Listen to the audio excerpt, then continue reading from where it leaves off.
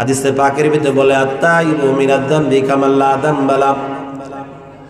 রাসূল করিম সাল্লাল্লাহু আলাইহি ওয়াসাল্লাম বলেন, যেই ব্যক্তি তওবা করলেন, রব্বুল আলামিনের কাছে হাত তুলে, আল্লাহ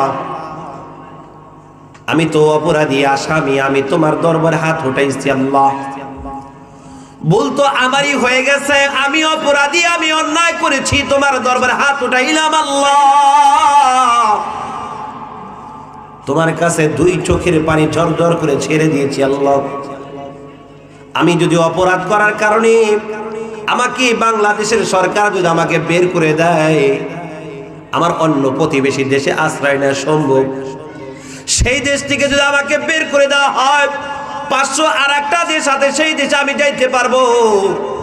কিন্তু রব্বুল আলামিন যদি আমাকে সম্বোধন করে বলে, আল্লাহর বান্দা তুই আমার দেশ থেকে কেন, আমার পৃথিবী থেকে দূরে সরে চলে যা, দুনিয়ার এইরকম কোন জায়গা আছে কিনা যেই জায়গায় আল্লাহর জায়গা বেঁচে করে কোনো জায়গা আছে? আপনি আমেরিকা যান, সেটাও আল্লাহর রাষ্ট্র, পাকিস্তানে যান, সেটাও আল্লাহর রাষ্ট্র, বাংলাদেশে যান, সেটাও আল্লাহর রাষ্ট্র। আল্লাহর দেশে থাকিয়া আল্লাহর হুকুম অবাধ্য তুমি কেমনে হও? এই জন্য বান্দা যখন আল্লাহর কাছে হাত উঠায়, আল্লাহ মানুষ তো আমি, আমার অপরাধ হয়ে গেছে, আল্লাহ এই জন্যই তো তোমার দরবারে হাত উঠাইছি। মানুষের শরীরের ভিতরে সবচেয়ে দামি সম্পদ হলো কপাল, এই কপালটা 5 ওয়াক্ত নামাজে তোমার দরবারে লুটিয়ে দিয়েছি। সিজদায় পড়ে কন্দন করে, আল্লাহ দুনিয়ার কোনো মানুষ যদি কোনো অপরাধ করে, তাকে নাক ছেঁচড় দিয়ে মানুষ চলাফেরা করায়, আমি আমার সম্পদের শ্রেষ্ঠ সম্পদ তোমার কুদরতি পায়ে ঢেলে দিলাম, সিজদায় পড়ে গেছি, রব্বুল আলামিন ততক্ষণ পর্যন্ত আমি উঠবো না যতক্ষণ পর্যন্ত আপনি ক্ষমা না করে। রাসূলকে এই সংবাদ দেওয়া হলো। রাসূল করিম সাল্লাল্লাহু আলাইহি ওয়াসাল্লাম ওই সাহাবী চলে যায়, বিবির কাছে যা বলতেছে, খবরদার সর্বনাশ হয়ে গেছে, আমি তো রাসূলকে কানে কানে বলছিলাম 3 জন সাহাবীকে খানা খাওয়াইতে পারবো রাসূল সহ, কিন্তু এমন হয়ে গেছে রাসূল তো সমস্ত সাহাবীদেরকে খানার জন্য দাওয়াত করেছে। তখন বলে, এটা আপনি দিয়েছেন না রাসূল দিয়েছেন? বলতেছে না রাসূল দিয়েছেন। সাহাবিয়া মহিলা বলতেছে, কালি কোনো টেনশন নাই, রাসূল যেহেতু দাওয়াত দিয়েছে এর ব্যবস্থা রাসূল করবে, আপনার আর কোনো টেনশনে করার দরকার নাই। রাসূলকে কানে কানে এই সংবাদ জানানো হলো। রাসূল করিম সাল্লাল্লাহু আলাইহি ওয়াসাল্লাম বলতে, খামিরা যখন তৈরি হবে, রুটি বানাবা, সব কিছু একটা পাতিলের ভিতরে রাখবা, যখন তরকারি তৈরি হবে একটা পাতিলের ভিতরে রাখবা, যতক্ষণ পর্যন্ত আমি বলবো পাতিলের ঢাকনা না সরে সেখান থেকে খাবার দিতে থাকবা। শেষ কথা হলো এটাই, সমস্ত সাহাবী পরিতৃপ্ত সহকারে খানা খাইছেন, মাত্র অল্প কিছু আটা ছিল, ছাগলের বাচ্চা জবাই করে খানা খাওয়াইছেন, যতগুলো মানুষ ছিল সেই জায়গায় সকলে পরিতৃপ্ত সহকারে খানা খাইছেন। চিল্লায় বলে মারহাবা। মুমিনদের ফায়দার জন্য, যাতে করে আমরা দিনে কিছু কথা শুনে ওই প্রেক্ষিতে আমাদের জীবনকে নতুন করে ঢালায় সাজাইতে পারে। প্রত্যেকটা ওয়াইজিন যারা থাকেন এক একটা বিষয়ের পুরো আলোচনা করেন এবং ওনার পুরা বিষয়বস্তু দ্বারা বোঝানোর চেষ্টা করেন যে আমাকে এখন এইটা করতে হবে। মাগরিবের পর থেকে আলোচনা চলছিলেন, যেই বক্তা আলোচনা করছেন এক একজন এক এক বিষয় নিয়ে আলোচনা করছেন। আজকে আমার আলোচ্য বিষয় মুখতাসার আকারে, যে আমরা দুনিয়াতে চলাফেরা করতেছি, আমরা যদি খালেসভাবে তওবা করতে পারি, যদি কোনো আল্লাহর বান্দা তওবা করে, আল্লাহ তাআলা ওই ব্যক্তির জিন্দেগির সমস্ত গুনাহটা মাফ করে দেন। আমরা মুসলমান ঈমানদার, প্রত্যেককে আল্লাহ তাআলা রিজিকের ব্যবস্থা করে দেন, কিন্তু আমরা তো আশরাফুল মাখলুকাত, শ্রেষ্ঠ মাখলুকাত আমরা মানুষ, তাদেরকে আল্লাহ তাআলা রিজিক কেমনে দেবে না? তাদের খুব বেশি দরকার। আমাদের বিভিন্ন সময় প্রশ্ন করে থাকি, হুজুর রিজিক তো আল্লাহ সকলেই আমাদেরকে দেন, কিন্তু আমাদের রিজিকের অভাব হয় কেন? আমরা রিজিকের থেকে অনেক সময় এত দৌড়াদৌড়ি করি, তারপরে বিবি বাচ্চাকে নিয়ে চলতে কষ্ট হয়। আল্লাহ আপনাকে দিয়েছেন, হিসাব আল্লাহ তাআলা তেমনি নেবেন। একটা উদাহরণ আমি প্রায় সময় বলে থাকি, যে একজন আল্লাহর বান্দাকে, এক বেচারা 2টা সন্তান, এক সন্তানকে বলছে, বাবা তোমাকে 500 টাকা দিলাম, 1000 টাকা দিলাম, 1000 টাকা বাজার করে নিয়ে আসো। আর দ্বিতীয় এক সন্তানকে বলছে, বাবা তোমাকে 50টা টাকা দেওয়া হলো, 50 টাকার 1 কেজি বেগুন নিয়ে আসবা। আমাদের ক্ষুদ্র জ্ঞানে আমরা এটা অনুধাবন করতে পারি, 2 সন্তানের ভিতরে হিসাব দিতে কোন সন্তানের সহজ হবে বলেন? নিশ্চয়ই দ্বিতীয় সন্তানের, যেই সন্তানকে মাত্র 50 টাকা দেওয়া হয়েছে আর 1 কেজি বাগরের দাম 50 টাকা। আমরা সবাই অবগত। বাজারে যাবে, দোকানদার ভাইকে বলবে, দোকানদার সাহেব 1 কেজি আমাকে বেগুন দেন। বেগুন নিয়ে আসার সাথে হিসাব খালাস। বাবা যদি বাজার থেকে আসার পর জিজ্ঞাসা করবে, বাবা তোমার হিসাবটা দাও, উনি বলবে, বাবা 50 টাকা দিয়েছিলেন, 50 টাকা আপনার এই বাগুন। আর যাকে 2000 টাকা দেওয়া হয়েছে অথবা 1000 টাকা দেওয়া হয়েছে, এই জিনিস আনার জন্য বলেছেন, ওই ব্যক্তির হিসাব দিতে সহজ হবে না কঠিন হবে? কঠিন হবে। আমাকে আল্লাহ তাআলা 70 বছরের জিন্দেগি দিয়েছেন, আল্লাহর হুকুম অনুযায়ী চলতেছি। দুনিয়াতে আমাকে যা দিয়েছেন এটা নিয়ে যদি সন্তুষ্ট থাকতে পারি, কিয়ামতের ময়দানে রব্বুল আলামিনের দরবারে যখন আমি উপবিষ্ট হব, আল্লাহকে বলবো, আল্লাহ আমার জিন্দেগি দিছিলেন মুখতাসার আকারে, গরিবী হালাতে, টাকা পয়সা তেমন ছিল না, তবে ঈমানের সাথে চলেছি, আমলের সাথে চলেছি। আল্লাহ বলবে, দাও তোমার হিসাব হবে না, তুমি খালাস। আর যেই আল্লাহর বান্দাকে কোটি কোটি টাকার মালিক বানা দেওয়া হয়েছে, ওই বান্দা এক কদম সামনে অগ্রসর হইতে পারবে না হিসাব না দেওয়া পর্যন্ত। তাহলে যিনি গরিবী হালাতে আছেন, ওনার হিসাব দেওয়া সহজ হবে কি হবে না?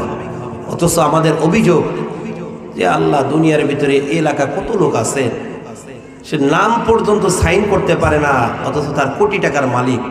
আর আমি এই এলাকার ভিতরে সবচেয়ে দামি শিক্ষিত মানুষ, আর আমার বাড়িতে টাকা পয়সা নেই। এই অভিযোগের দ্বার প্রান্ত থেকে আমাদের বেরিয়ে আসতে হবে। যাই হোক, আমি কালামুল্লাহ শরীফের ভিতর থেকে সূরা বাকারার 48 নম্বর আয়াতে বলছিলাম, বিসমিল্লাহির রহমানির রহিম, ওয়াত্তাকু ইয়াওমান লা তাজজি নাফসুন আন নাফসিন শাইআন ওয়ালা ইকবাল মিনহা শাফাআতুন ওয়ালা ইউখাযু মিনহা আদলুন ওয়ালা হুম ইউনসারুন।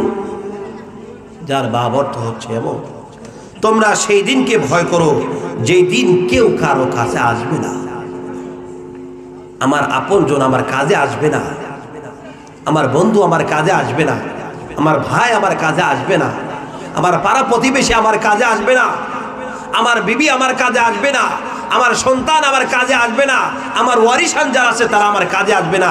সেই দিন শুধু আমার ঈমান এবং আমল যদি আমার কাছে থাকে, ওটাই আমার কাছে আসবে। এটাই কথা বলছেন যে তোমরা ওই দিনকে ভয় করো যেই দিন কেউ কারো আপনজন হবে না, কেউ নিজের পরিচয় কেউ দিতে যাবে না, বিভীষিকার মুহূর্তে কেউ কারো পরিচয় দেবে না। বিবির জন্য এত কিছু করছেন, শেষ পর্যায়ে বিবি যখন আপনার থেকে বিদায় নেবে, সে বিবি পর্যন্ত আপনাকে ছেড়ে দেবে, একটু কান্নাকাটি করবে, ঠিক আছে, কিন্তু আপনার কাছে আর আসতেই ভয় পাবে।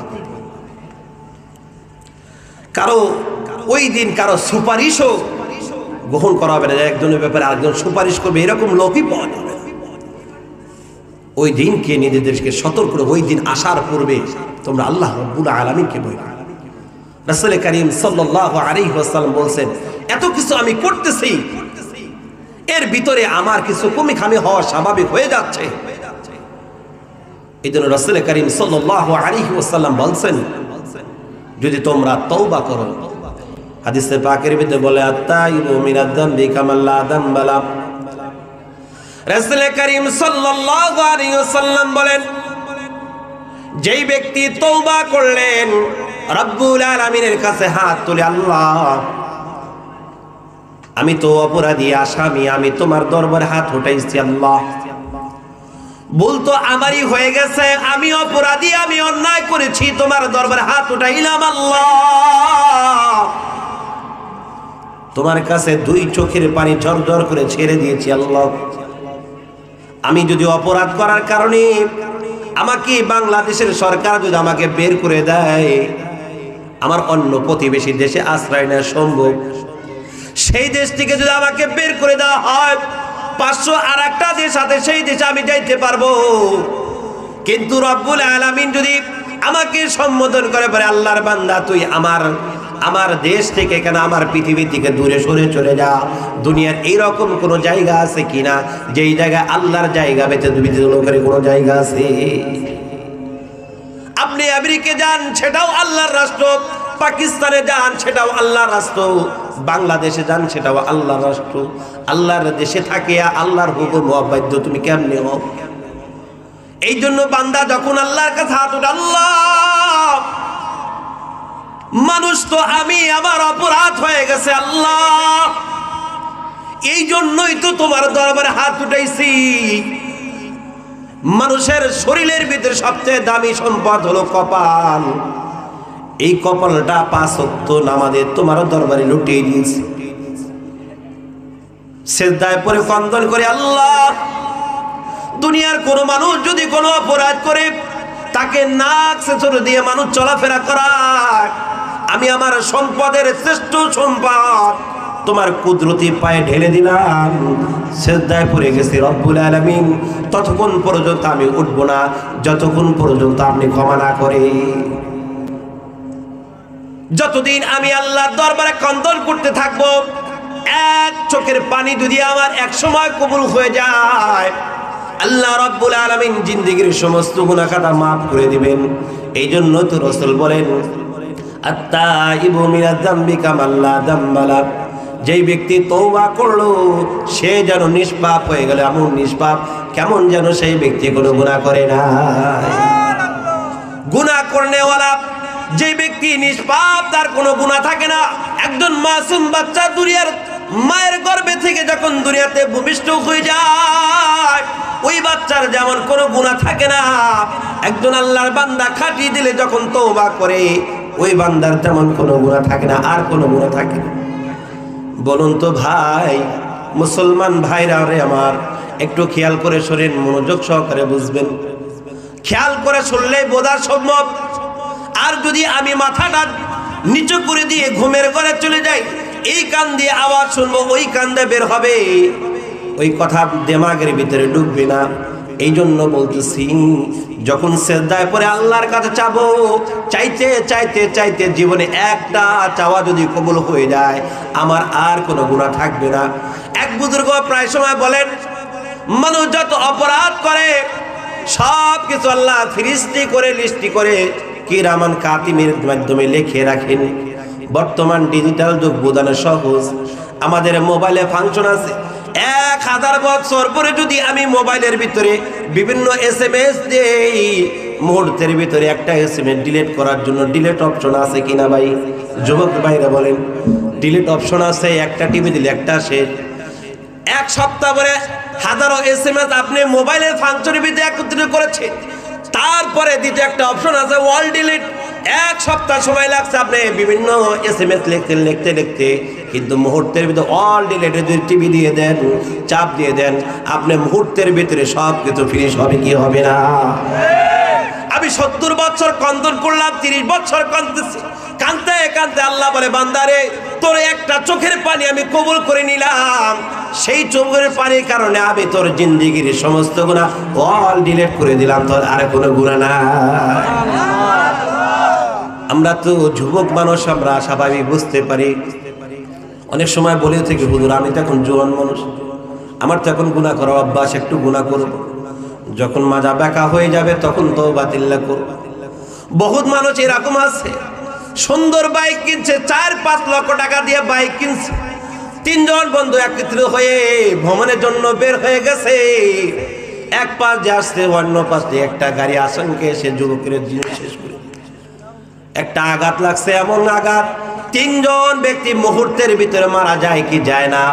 ওই যুবক কি ভাবতো, আজকে নতুন গাড়ি কিনছে, চলো যাই সিরাজগঞ্জ যাই, অমুক জায়গায় যা ঘুরে আসি, সারাদিন ঘুরবো, বাবার কাছ থেকে 1000 টাকা নোট নিয়েছি, আজকে এনায়তপুরে বিভিন্ন রেস্টুরেন্টে বসে খানা খাবো, এই প্ল্যান করছে। কিন্তু আজরাইল বলে, রে ওই বান্দা, তুমি যে ফিরিস্তি করছো, তোমার তো ফিরিস্তি এইরকম হয়ে গেছে, তোমার ফিরিস্তির ভিতরে নাম আর নাই, তুমি তো মালাকুল মউত, মুহূর্তের ভিতর তোমাকে আজকে কবজা করে নেবে।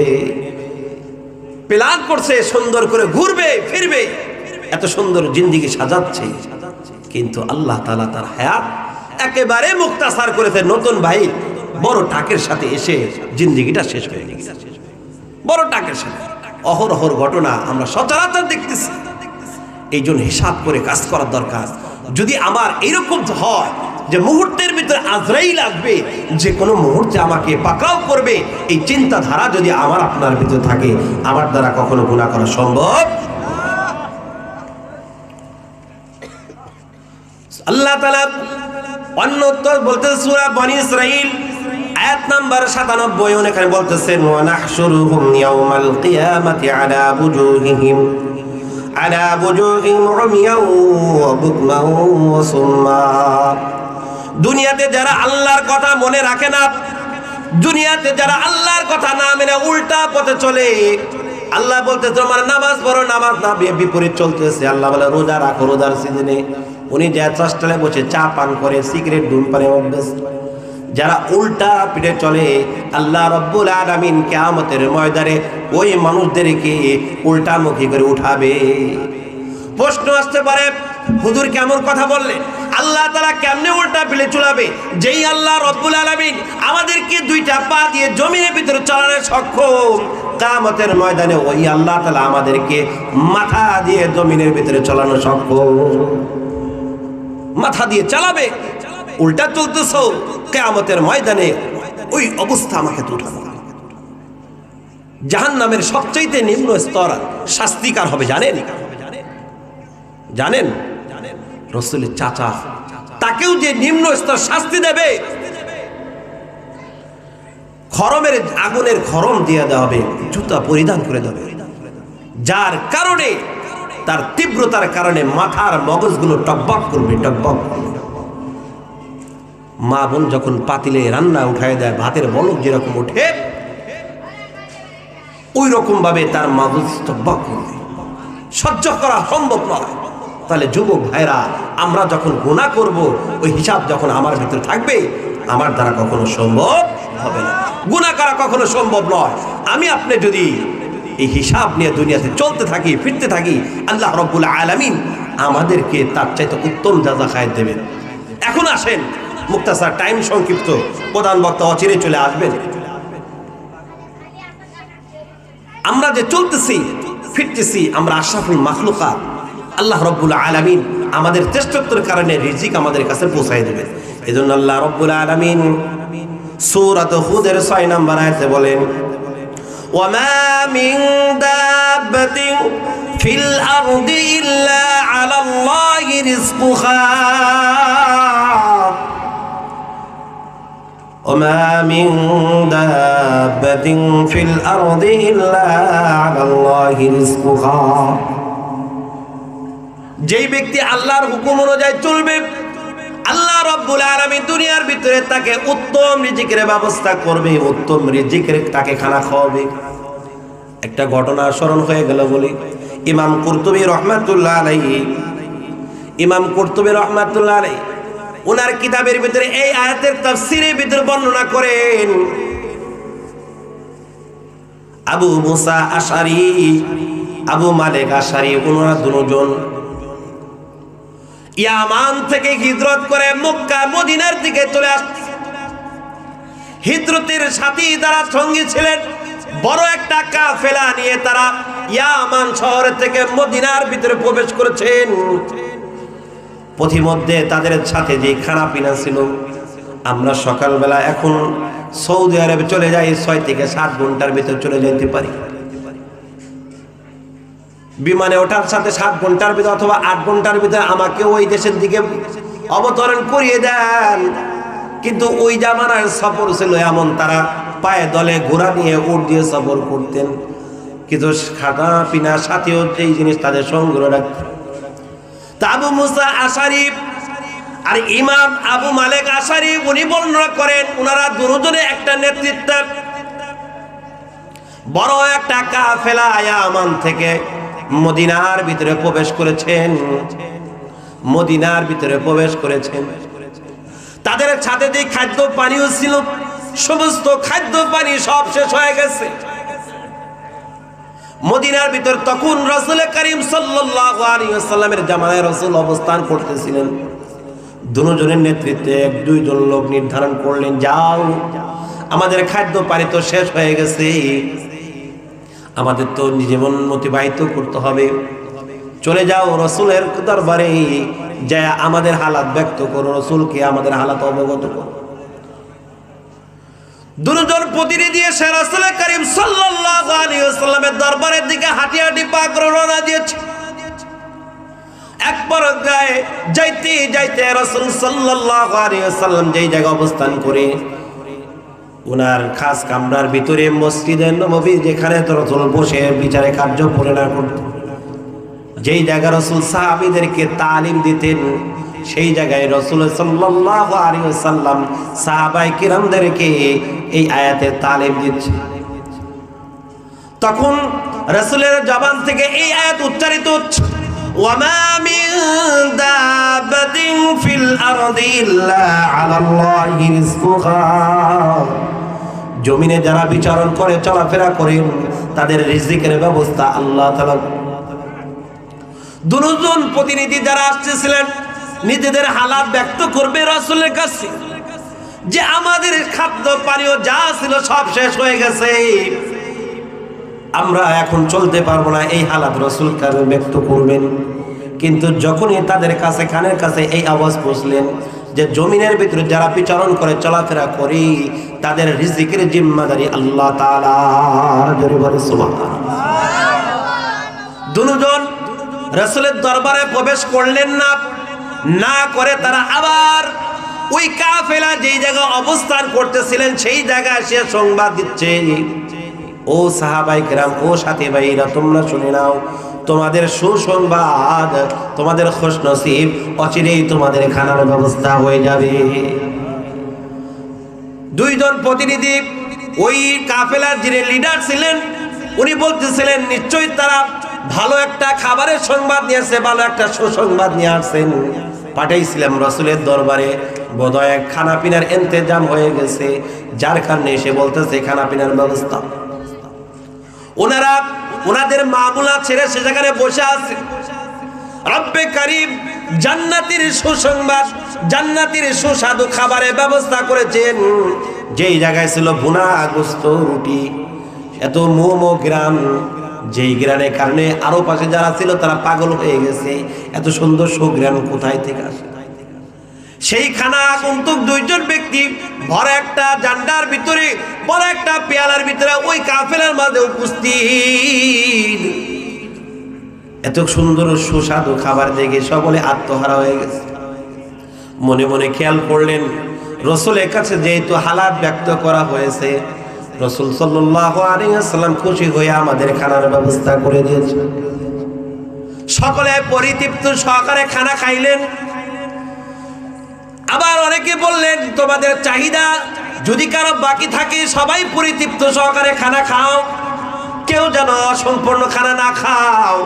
নিজের পরিতৃপ্ত করে খানা খাওয়ার পরে যখন শেষ হয়ে যায়, সমস্ত কাফেলার লোকেরা বলেন যে আমরা এত পরিতৃপ্ত হয়ে খানা খেয়েছি, আর আমাদের পেটে সংকুলান হচ্ছে না, আমরা আর খাইতে পারবো না। পরামর্শ হলো এই খাবার এত সুন্দর খাবার, এই খাবার নষ্ট করা যাবে না।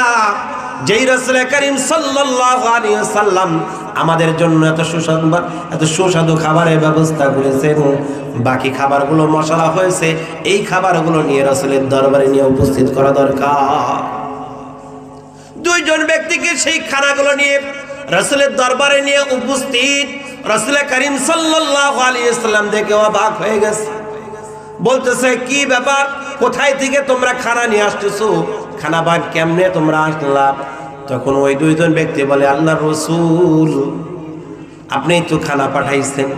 বলতেছেন না না, আমি তো এইখানে খানা পাঠাই নেই। তখন বলছে ঘটনা কি আমাকে বলো। পুরা ঘটনা বিস্তারিত বলছে যে আমাদের খানা শেষ হয়ে গেছে, দুইজন ব্যক্তি আপনার কাছে পাঠানো হয়েছিল, তারা এসে আপনাকে হালাত জানাইতে আপনি খানা পাঠাইছেন। রাসূলের বুঝতে বাকি নাই।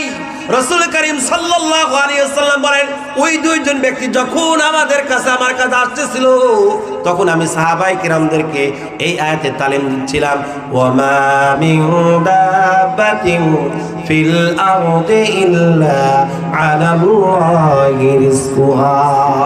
দুনিয়ার ভিতরে যারা বিচরণ করে আল্লাহ তাদের রিজিকের ব্যবস্থা করেন।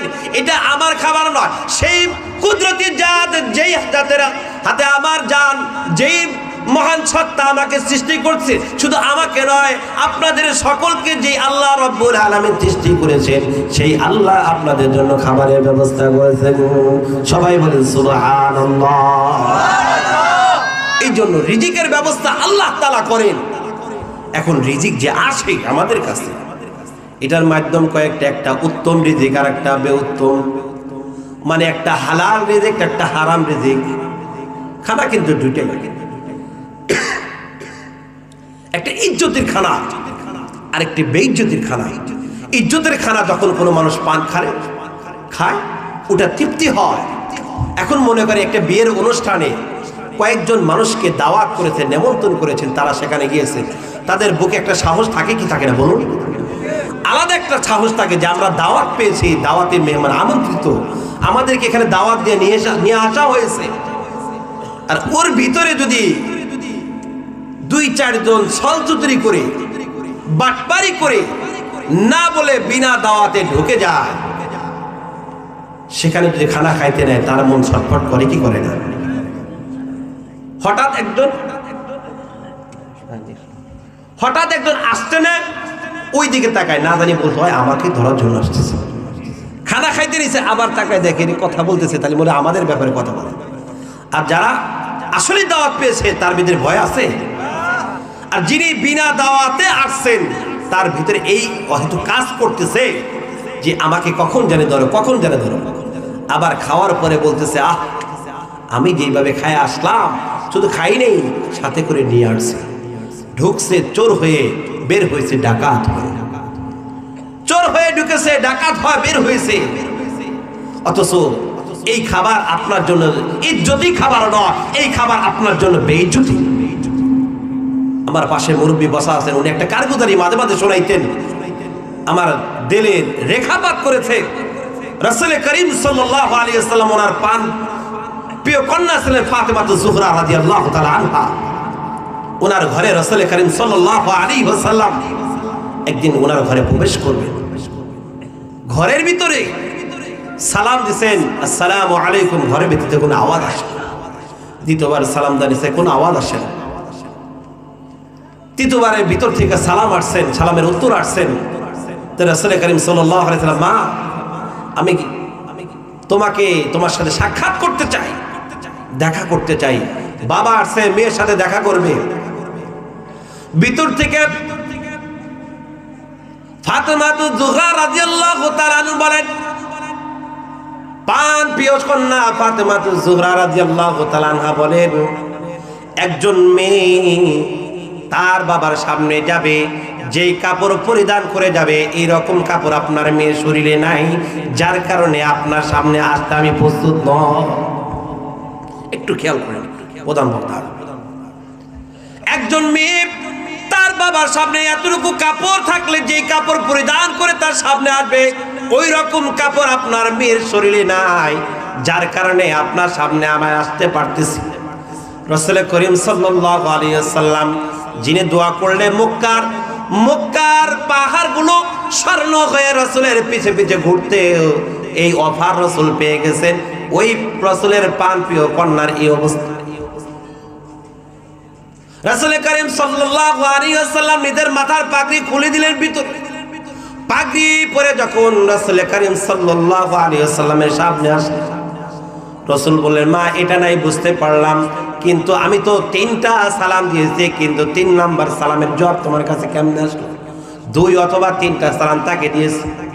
বলতেছে, আল্লাহর রাসূল, আমি ক্ষুধার্ত, আমার ক্ষুধার কারণে আমার বুকের দুধ শুকিয়ে গেছে, স্তনে কোনো দুধ নাই, সন্তানকে দুধ পান করাবে এরকম কোনো দুধ নাই, কিন্তু সন্তানকে তো বাঁচাইতে হবে। এই জন্য আপনি যখন প্রথম সালাম দিতে আমার কানে প্রবেশ করেছে। প্রত্যেকটা মানুষের জিহ্বা তো এতটুকু ভিজা থাকে, যখন আপনি প্রথম সালাম দিয়েছেন তখন আমি আর জিহ্বা খানা হযরত হাসাইনের মুখের ভিতর ঢুকাই দিয়েছি। চিল্লায় বলে আল্লাহু আকবার। হাসাইনের মুখের ভিতর ঢুকাই দিয়েছি, প্রবেশ করাইছি। হাসাইন আমার জিহ্বা খানা চুষতেছিল আর তার খোদার জীবনা একটু নিবারণ করতেছিল। আবার যখন দ্বিতীয়বার সালাম দিয়েছেন, আমার জিহ্বা খানা বাই করে হাসানের মুখের ভিতরে দিছি। হাসান খোদার কারণে মাসুম বাচ্চা বুকের দুধ পান করে সন্তান অবস্থান করে, ওই মাসুম বাচ্চা বুকের দুধ না পেয়ে আমার জিহ্বা খানা চুষতেছে। যেই নবী দোয়া করলে মক্কার ভিতরে পাহাড়গুলো স্বর্ণ হয়ে রাসূলের পিছনে ঘুরতেন, এই রাসূলের জীবন কিভাবে অতিবাহিত করছে, কিভাবে তার জীবন পরিচালনা করছে। আর আমাদের ওই রাসূলের পরিধি আমাদের এখনো রাসূল করিম সাল্লাল্লাহু আলাইহি ওয়াসাল্লাম সাদা সিধা জিন্দেগি অবস্থান করতে একবেলা খাইছেন আর একবেলা উপোস থাকছেন। সমাজের ভিতরে আমরা অনেকে এরকম আছি আর বলতে থাকি যে আমাদের যে খাবারের ব্যবস্থা নাই। আরে ভাই, এই সমাজের ভিতরে একদল লোক এরকম পাওয়া যাবে না, দুই বেলা না খেয়ে অবস্থান করছে, অথচ রাসূল করিম সাল্লাল্লাহু আলাইহি ওয়াসাল্লাম সপ্তাহে সপ্তাহ অনেক সময় না খেয়ে শুধু পানি আর খেজুর দ্বারা জীবন অতিবাহিত করছে। পানি আর খেজুর দ্বারা জীবন অতিবাহিত করেছে। এক যুদ্ধের ভিতরে গালেবান তালহা রাদিয়াল্লাহু তাআলা আনহু সমস্ত 300 সাহাবী সম্ভবত খন্দকের যুদ্ধের ভিতরে 300 সাহাবী নিয়ে খন্দকের কাজ করতেছেন। সমস্ত সাহাবীদের পেটে পাথর বেঁধে কাজ করতেছে। একজন সাহাবী খেয়াল করলেন যে সব সাহাবী তো খোদার কারণে, কিন্তু রাসূলকে তারা নিজেদের জান থেকে বেশি মহব্বত করতে ভালোবাসে, যার কারণে রাসূল সাল্লাল্লাহু আলাইহি ওয়াসাল্লাম ক্ষুধার্ত ওই সাহাবী বরদাস্ত করতে পারে নাই, দৌড়ে চলে গেছে বিবির কাছে। বিবিরে, বাড়িতে কোনো ভালো খাবারের ব্যবস্থা আছে কিনা? বিবি বলতেছে, পানের স্বামী, আমার ঘরের ভিতরে এতটুকু খাবার আছে, 2টা সন্তান, এরা 2জন খাইতে পারবো, এরা 2জন ভালো করে খাইলে আমরা 2জন উপোস থাকবো।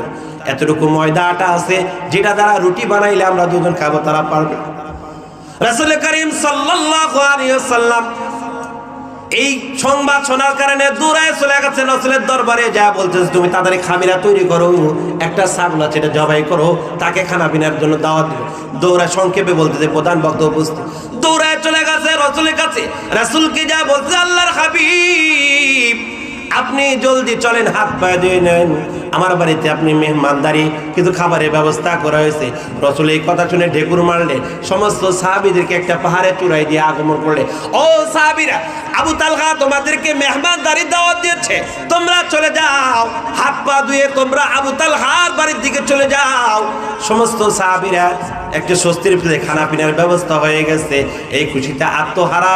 কিন্তু আবু তালহার চেহারা কাল হয়ে গেল, মাত্র রাসূলকে খাওয়াইতে পারবো এতটুকু খাবার আমার ঘরে আছে, কিন্তু রাসূল তো দাওয়াত দিলেন প্রায় 300-র মতো সাহাবী।